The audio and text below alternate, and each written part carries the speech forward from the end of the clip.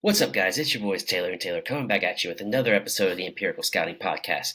Today, we're going to touch on some of the news coming out of NFL circles. Antonio Pierce, Brian Callahan, Dan Quinn, Dave Canales, Gerard Mayo, Jim Harbaugh, Mike McDonald, and Raheem Morris are all new NFL coaches coming for this 2024 season.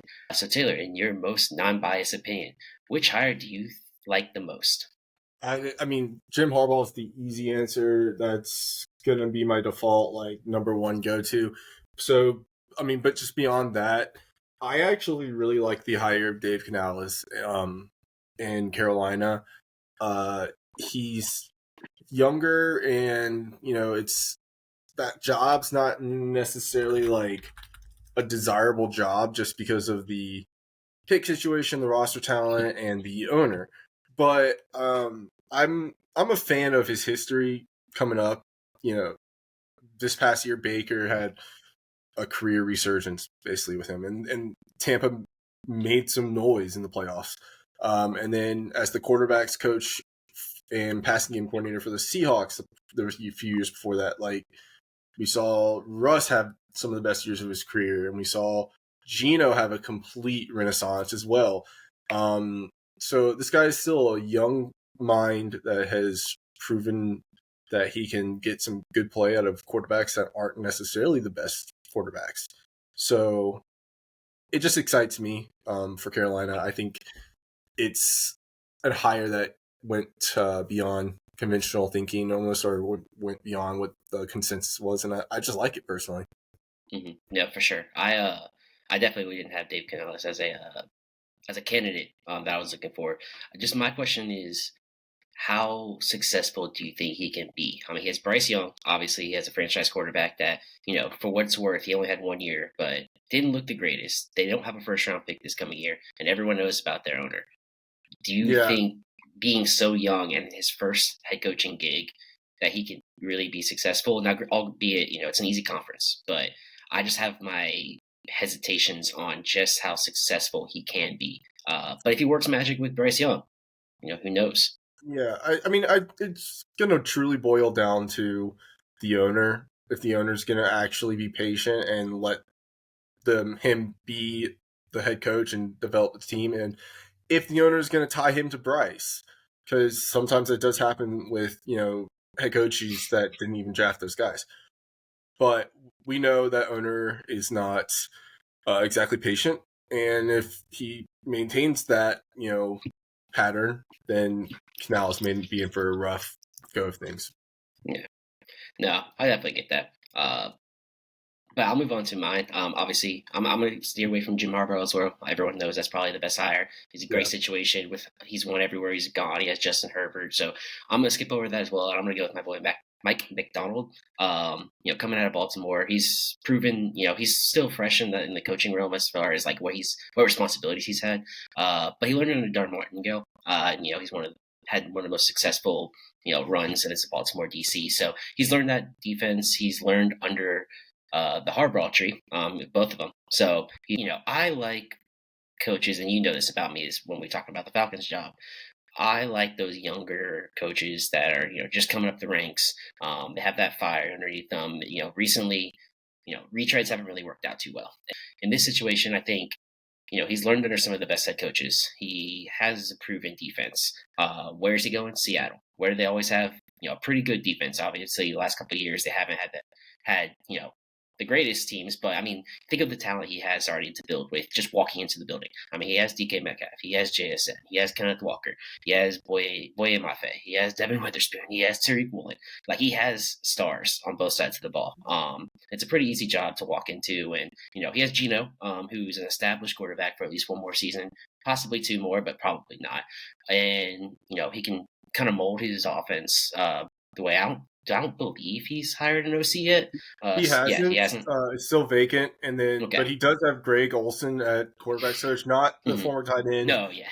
Greg Olson that's been an Yeah, yeah, offensive coordinator He- for years. yeah, And exactly. then he has Leslie Frazier, who's a defensive guy, but Okay, Leslie yeah. Frazier is his assistant head coach. Yeah, so exactly. So he's he'll be able to mold his offense. The defense is going to be fine. They already have stars. They have young stars. And then I believe in McDonald to continue to build that, and it just really depends on the offensive coordinator how he wants to build his offense. Obviously, this year is probably going to be Geno Smith, but moving on into the future, who knows if they're going to select someone next year in the NFL draft or if a free agent. We're just going to have to see how that offense goes. But I mean, having DK Metcalf, having JSN, and having Kenneth Walker is a pretty good core. I mean, obviously they have Tyler Lockett too, but he's slowly on the way out, so I'm not going to count him. Yeah, I mean, Mike McDonald was the guy that I was beating my drum for as much as possible for the Falcons. I do like the hire as well. That is, if I didn't say Canales in this conversation, I would have said McDonald, truthfully. Mm-hmm. But I think you're hitting the nail on the head. Is whether they're going to do an offense, what are they going to do at quarterback? I don't think Geno is a bad quarterback per se. Like, I think he's perfectly acceptable as a starting quarterback, but kind of like Derek Carr or I'd take Geno over Derek Carr personally. But I guess what I was always trying to say there is like he's a good quarterback, but he's not a quarterback I necessarily will believe is ever going to be a Super Bowl winning quarterback. No. And so just kind of what that future is, but that franchise has shown that they're going to be patient and that they're going to let those guys do their jobs. So yeah, I do have it's crazy. It's crazy they're going from arguably, I believe the oldest head coach. And now I think McDonald's the youngest. Yeah. I think he's the youngest. So this is the first time in years that McVay is not the youngest either. Yeah, exactly. So it's going to be interesting to see what happens in Seattle. But obviously, it's a good franchise. It's they have that culture there already. So I believe Mac McDonald will do great things. Moving on to our least favorite hires. I'm just going to go ahead and give you mine. It's going to be non-biased, but it's going to seem very biased. But it's Dan Quinn. I mean, we've been through it before. You can't ignore what he did in Atlanta. For better and for worse. I mean, he got to a Super Bowl. There was also plenty of years that we didn't get to a Super Bowl, to say the least. And it was one of those things where, in my non-bias, or not bias, but my humble but non-expertise opinion, that he was more carried by his coordinators, especially that one season. I mean, we've seen all the the Twitter images of the whole offensive defensive staff from that Super Bowl year, and they're all head coaches, they're all top guys, all their teams are doing great, and it's just one of those things where he's a good coach, and we've seen his straight up coaching abilities, especially on the defensive side of the ball in Seattle and in Dallas now. But his one head coaching gig, the in brotherhood thing, I just couldn't get along with it. I mean, the team, other than that 2018 year, it did not seem very established. There was no real culture, in my opinion. And not only that, the Cliff Kingsbury hire is also another interesting one. I mean, he has those high flying offenses. He's proven himself as an offensive genius, and obviously we saw what he did in Arizona. Failed pretty bad in Arizona as a head coach. So now he's coming back as an OC, and it's just that mixture of Dan Quinn and Cliff Kingsbury. I'm just not 100% sure is going to work out in Washington. I don't. They're obviously going to get Drake May and Jaden Daniels, and it's just, I think the offense will be fine. You would want to say the defense would be fine under Dan Quinn. However, it wasn't fine in Atlanta. Even on that Super Bowl year, it was more of the offense scored so many points it caused other defenses to make mistakes, and it wasn't necessarily his defense, in my opinion. So, and I think they hired Dan Witt Jr. Haven't really heard about him before. He was the Dallas DB coach, so he's worked with Dan Quinn the last 3 or 4 years, and I just think it's one of those things where Dan Quinn's going to want to call a defense. It might take away from being a head coach, and that was my biggest worry about the Raheem Morris hire. Is he going to want to be a run the DC job as well as a head coaching job, kind of like what Dan Quinn did in Atlanta, or is he going to kind of be hands off, be like, you take the offense, you take the defense, I'm going to manage the team. To me, it seems like Dan Quinn wants to continue to work on his defense, and I just I worry about that. I think also Dan Quinn could have. I mean, I don't know if it was the truth, but Dan Quinn had a lot of talent on that Dallas defense, and that could have also masked some things. So, all in all, I think, in my opinion, Dan Quinn, I think should be a DC for life. So, I mean, Dan Quinn would also be my answer for my least favorite hire, and I'm not even gonna act like it's not biased. It's biased.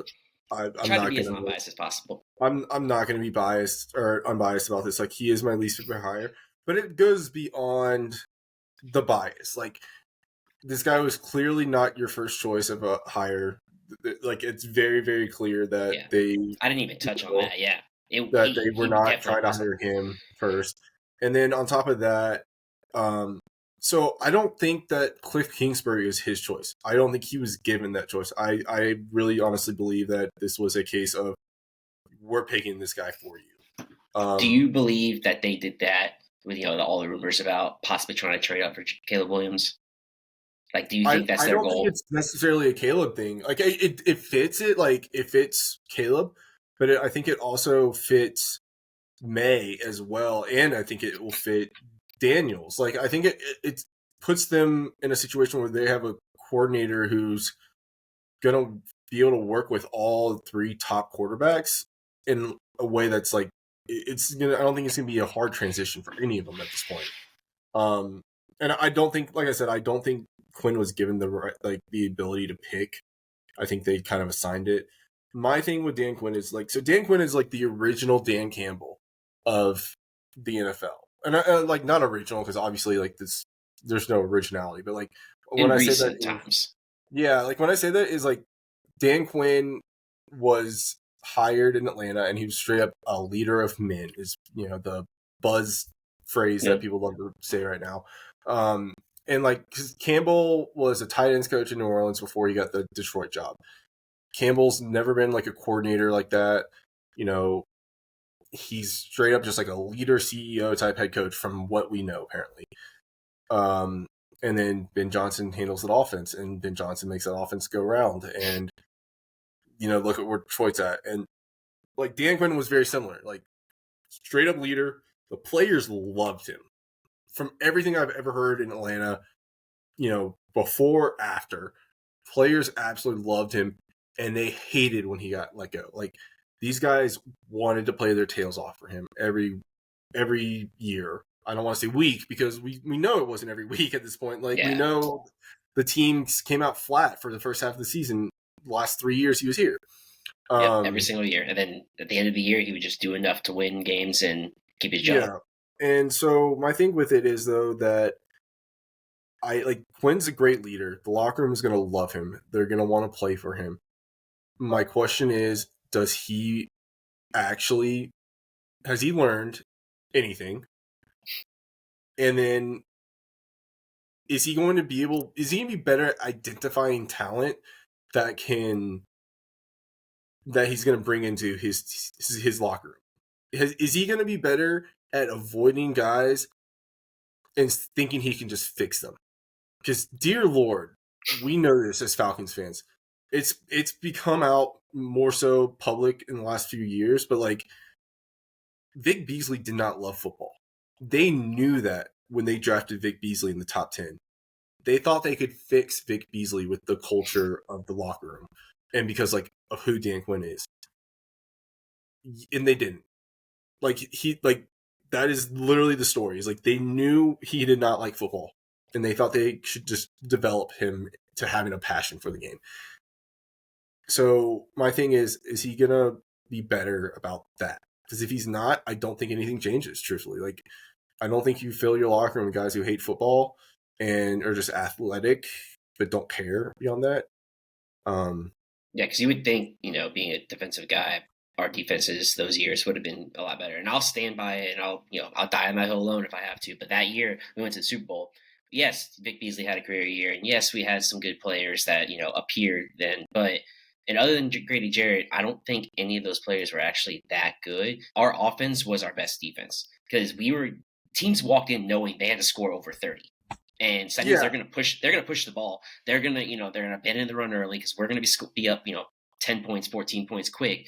And it's kind of like the old Patriots where like they don't get me wrong, Patriots defenses were really good under Bill Belichick, but teams knew that they had to they had to push the pace. And that's just gonna force teams to know that we know they're going to be throwing the ball. We can start jumping routes. We can start, taking away half the playbook and just focusing on the pass plays. And I think our offense was the best. Our best defensive player was our offense that year, and yeah. not really the defense. Yeah. So, I mean, real quick, I'm just going to throw out a few names, though, for guys that I anticipate being in these conversations next year. We obviously know Slowick, Ben Johnson, Aaron Glenn. Those three interviewed That's this year, still didn't get jobs. weird to me that at They least two of passed them on jobs, decided. Yeah, probably. they passed on jobs. But I expect them to be in, the interviews next year in this conversation. Belichick probably as well. But beyond those obvious names, the first name I'm going to throw out is Ryan Nielsen, who's now the Jaguars defensive coordinator. I think if the Jaguars defense has a good year, I think he will be a hot name considering how good Atlanta's defense looked this past year with him. Yeah, it was amazing. And then Evero from Carolina, I think he'll be back in the conversation. I think Steve Wilkes, who's currently the San Francisco defensive coordinator, if that defense continues to look great, which it probably will, I won't be surprised if he's in the conversation, considering how popular he was with the locker room in Carolina a couple years ago, and he's kind of rehabilitated his image pretty decently. And then the last two names I want to throw out are Kellen Moore. We've known him to get interviews already, but he's now the Philadelphia offensive coordinator, and if that offense looks, improved, I think he'll be a hot name, whether it's necessarily deserved or not. And the last one, kind of the dark horse for me, is Alex Van Pelt, who's now the New England offensive coordinator. He's a former pro quarterback. He's been around a long time. He coached the Bills at one point, or like not head coach, but he's been assistants with the Bills. He coached under Raheem Morris in Tampa Bay, like the year they had Josh Freeman looked like a franchise quarterback, and then the year that Josh Freeman fell apart from partying too much. He coached Green Bay for a few years during Aaron Rodgers' prime. Like some of Aaron Rodgers' best years were with him as the quarterback coach. And then he's been the offensive coordinator for the Browns the last few years. And the Browns offense hasn't lit it up in terms of just pure numbers. It's been solid. But it's been so much better than you would think without Deshaun Watson playing like Deshaun Watson should play, and without Deshaun Watson even being able to play. Yeah, and Dorian Thompson-Robinson and PJ Walker this year. And Flacco, dude. Flacco. Yeah, I mean, I understand a lot of that offense probably is Stefanski because he's an offensive guy too, but the coordinator still does work in those situations. And I think if New England comes out this year, no matter how they go quarterback direction wise, if that offense looks good, I think Van Pelt will be a hot name. And especially if Mac Jones is somehow still a starter and fixed all of a sudden with Van Pelt at offensive coordinator, oh my gosh, I think people go crazy for him. So then real quickly before we move on, name one or two spots you think might open up next year. Because we had a lot of, new coaches come in this year, and they're going to get, more than 2 or 3 years to, figure it out. So what spots could realistically even become open? Off the top of my head, I think Chicago potentially could. That's the main one I was thinking as well. Eberflus was already kind of on the hot seat. I'm surprised I don't know why he's still there, to be honest, but hey. The Jets, I think, are kind of regardless of if Rodgers is healthy or not healthy, I think if they don't make the playoffs next year, I think Saleh will be let go. Probably. I was thinking New Orleans. Yeah, New Orleans. If they do not have a good year, I think that's a spot. I think a dark horse kind of is Vegas. If they have a bad year, and when I say bad year, I mean under 6 wins. I could see Davis just being okay, I gave you Pierce because the locker room wanted it, but I don't know if he'll have the patience. Truthfully, I don't know if that will go over well, but it could be a dark horse, especially because we've seen that kind of happen. Yeah, we have, and he pretty much got bullied into hiring Pierce. He would have had a mutiny on his hands if he didn't hire Pierce. So it was kind of one of those things where it's a no-brainer for what he had to do. But we'll move on. We can't do an episode right before Super Bowl Sunday without talking about the Super Bowl. So, Taylor, let me get your quick thoughts on this Sunday's matchup between the Kansas City Chiefs and the San Francisco 49ers. Oh, man. I tried so hard to find some kind of verifiable trail to follow. All I got was Kansas City had the second highest strength of schedule. San Francisco had the 23rd. So Kansas City played a harder schedule. Kansas City's defense was primarily operating out of cover 2, from what I could tell. San Francisco's was operating primarily out of cover 2, 3, and 4. Like, they mixed things up, apparently. But the interesting thing I found was when you took Patrick Mahomes, purely against cover 2, 3, and 4, he had 4 touchdowns to 10 interceptions with a 13.49 EPA over the whole season. So not his best overall stats. But, I mean, when you look at things in a vacuum like that, like, it's really tough to, like, it's tough. I'm not going to sit here and say I don't think Mahomes is going to play well. Like, it's Patrick Mahomes. Yeah, and it's kind of like, and before anyone gets mad, like, I'm not comparing him to Brady, but it's getting into that realm where it's like, do you really want to bet against Patrick Mahomes? Like, can you sit there on Sunday and no matter if you hate him, can you go, I think San Francisco is going to win? Like, you could want it to happen, but like, can you actually put like money down, or can you actually like place a bet someone where I don't think you can do it. Like, at the end of the day, it's Patrick Mahomes, and he's proven already to this status that he can get things done that you don't even know about. I mean, just ask Buffalo, 13 seconds. He's come back and by 10 to the 49ers in a Super Bowl. So he's already done it versus this team. And I mean, obviously, I'm a Patrick Mahomes fanboy, so who I'm rolling with, Kansas City. I can't bet against them, but I also think that it's something to be said when a team all year long doesn't look good, but now they're in the Super Bowl and they've beaten teams that they've beaten. And yeah, everyone thought they were going to lose to Buffalo, beat them. Everyone thought they would lose to Baltimore, beat them. I mean, they're plus money both times. And what do you know? They're plus money again this weekend. So to me, I just trust Patrick Mahomes more than Brock Purdy and Kyle Shanahan. Yeah.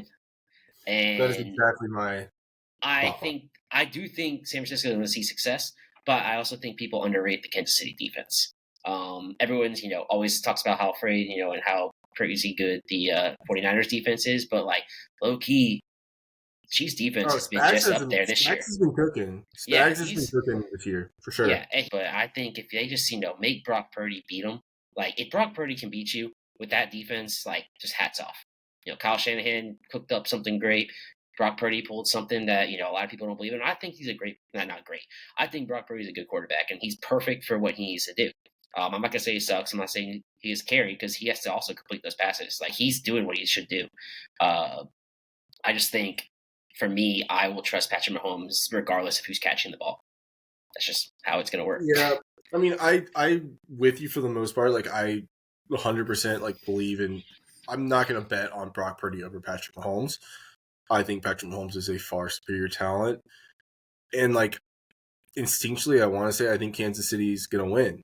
However, I am going to pick the Niners because so you go back a few years ago, like when they played in the Super Bowl last time, like it was Jimmy at quarterback. The Niners had that game. Mm-hmm. And I mean, Mahomes put out some greatness, like obviously, and like Shanahan pulled out some bad play calling. And I think Brock Purdy is a better game manager than Jimmy was in a way. Like, people may take that the wrong way, but whatever. I just think this team's better than they were a few years ago. I think they're gonna lean on Christian McCaffrey when they can, because it's Christian McCaffrey. And this team is very much like reminiscent of this Chiefs team is very reminiscent of those Brady mid 2000s or whatever, where after they had the initial wins and the talent kind of dropped off because of, bigger contracts, they were still winning games in the playoffs, and they would still make playoff runs to make the Super Bowl, but they wouldn't win. And people would always be like, oh, this is the year, like you said, like, this is the year that the dynasty's over, because they don't have this talent and this talent. And they didn't, like, the Patriots wouldn't look good the first, like, 10 weeks of the season, but they would still make those deep playoff runs. I almost just feel like this is, like, becoming that era for Patrick Mahomes. Like, every year it's going to be like, the Chiefs are cooked. They're done. They're going to make the playoff runs, and They may win the Super Bowl, they may not win the Super Bowl, whatever. But I think we're going to be in for like years of people just being like, the Chiefs dynasty's over, and then Patrick Mahomes is going to be Patrick Mahomes. Yeah, it's mostly people just wanting it to be over. I mean, seen it with Bama, we saw it with Patriots, and we're seeing it with Kansas City. People just want dynasties to be over, unless it's their team, of course. Then they want it forever. Okay, and that's going to do it for today's episode of the Empirical Scouting Podcast. Follow us on all social media platforms like Twitter, TikTok, Instagram, all at empirical_scouting.